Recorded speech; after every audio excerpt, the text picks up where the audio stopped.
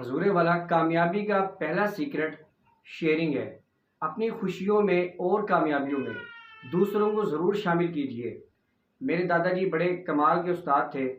एक दफ़ा मैं उनके पास बैठा हुआ था, तो कहते बेटा अगर रिस्क बढ़ाना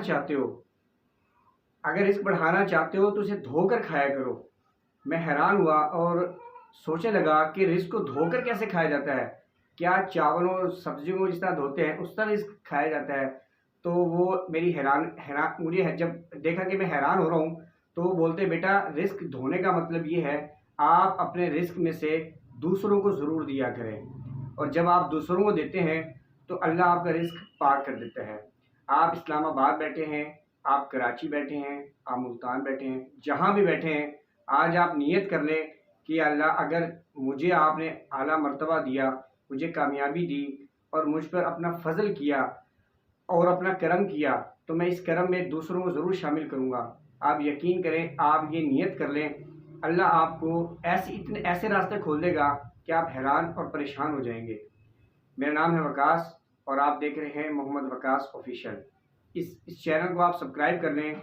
मुझे यकीन है इस चैनल से बहुत सारे लोगों की तकदीर और मुकद्दर ज़रूर बदलेगा। मुझे जब भी अपनी किसी डील में नुकसान होता है ना, तो मैं आराम से उसको निपटा कर सो जाता हूँ और अगले दिन नए जोश और जज्बे से उठकर काम स्टार्ट करता हूँ, और मेरा जो अल्लाह है वो नुकसान एक आध दिन में पूरा भी कर देता है।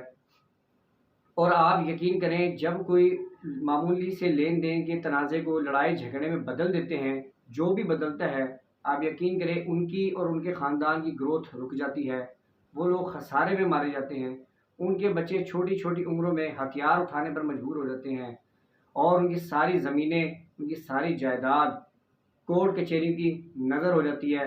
उनका ख़ानदान आगे बढ़ने के बजाय पीछे पीछे की तरफ दौड़ने लगता है। जिमी कार्टर ना सीनियर सदर थे अमेरिका के, तो उन्होंने ज़िक्र किया कि सदर डोनाल्ड की कॉल आई और वो कहते हैं कि जज साहब, चाइना की माइशत को हम कैसे कंट्रोल कर सकते हैं और कैसे काबू कर सकते हैं?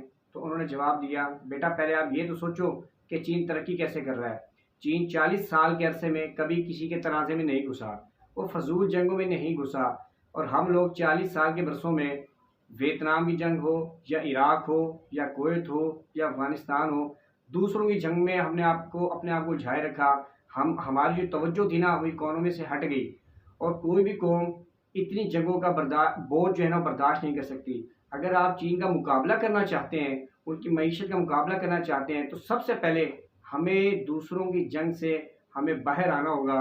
देखा जाए तो जिमी कार्टर की जो बात है बहुत खूबसूरत और बहुत कुछ इस बात में रखा हुआ है। आप ये देखें, कोई भी अगर दुकानदार किसी झगड़े में घुसता है, उसकी दुकानदारी है वो ख़त्म हो जाती है, उसकी दुकान ख़त्म हो जाती है। कोई कारखानेदार है, उसका जो कारखाना है वो बिक जाता है। बच्चे जो हैं छोटी सी उम्र में हथियार उठाने मजबूर हो जाते हैं। लोग कोर्ट कचहरियों में अपनी ज़मीनें जायदाद बर्बाद कर देते हैं। उन लोगों की ज़िंदगी तबाह हो जाती है। उनके बच्चों की जो तालीम है ना वो ख़त्म होकर रह जाती है। वो आगे के बजाय पीछे की तरफ दौड़ने लगते हैं। ये लोग खसारे में मारे जाते हैं। दादाजी के पास एक ज़मींदार आए, उन्होंने पंजाब में ना फैक्ट्री लगानी थी, तो उन्होंने इस सिलसिले में 2 अरब रुपए की ज़मीन खरीदी और 5 अरब रुपए की मशीनरी का आर्डर दिया।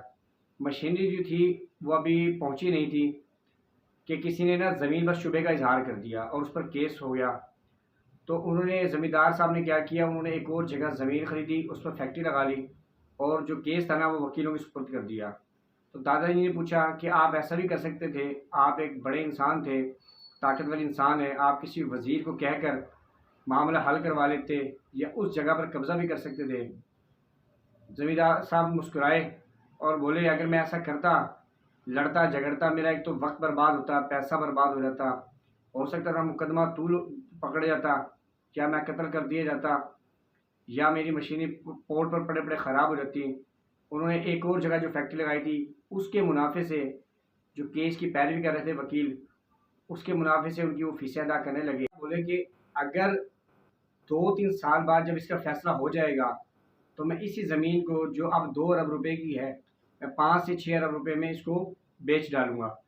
उनकी इस बात ने मेरे दिमाग की बत्ती रोशन कर दी, और यकीन करें उस दिन के बाद मैंने आज तक जो भी कोई तनाज़ा अगर हुआ है तो मैंने उसे एक दिन से ज़्यादा तूल नहीं पकड़ने दिया। अगर मुझे किसी डील में नुकसान हो भी जाता है तो मैं उसे निपटा कर सुकून और आराम से सोता हूँ। मैं आगे जाने से पहले आपको बताता चलूँ, ज़मींदार साहब की बात सही साबित हुई। 3 साल बाद जब इस केस का फ़ैसला उनके हक़ में आया तो ज़मीन उन्होंने 6 अरब रुपए की 4 अरब रुपए के मुनाफे के साथ बेच दी। आज मैं सोचता हूँ अगर वो लड़ पड़ते तो पैसा, वक़्त और सब कुछ बर्बाद हो जाता। आप इससे क्या नतीजा अख़ज़ करते हैं? अगर आप किसी तनाज़े में उलझते हैं तो बजाय तनाज़े में उलझने के मेरा ये वाक़या और मेरी ये बातें सुनकर आप कोशिश करेंगे आइंदा किसी तनाज़े में नहीं उलझेंगे। और अगर कोई तनाज़ा तूल पकड़ भी जाता है, आपने अपने दुश्मन के साथ टेबल टॉक करनी है।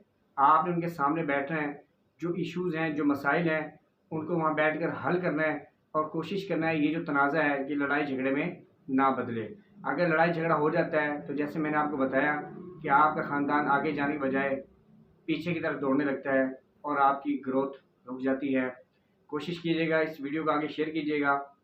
इंशाअल्लाह इस किस्म की वीडियोस किसी न किसी का मुकद्दर और तकदीर ज़रूर बदलेगी। अपना ख्याल रखिएगा दोस्तों। अल्लाह हाफ़िज़।